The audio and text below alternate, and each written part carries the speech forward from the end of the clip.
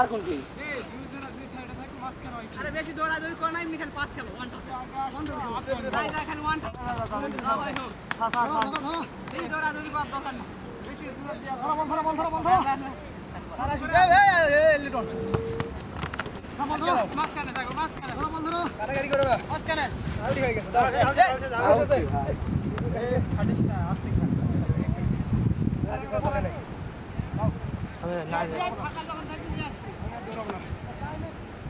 ঢুকো পিছনে খেলো হ্যাঁ দুজন দুদিকে যাও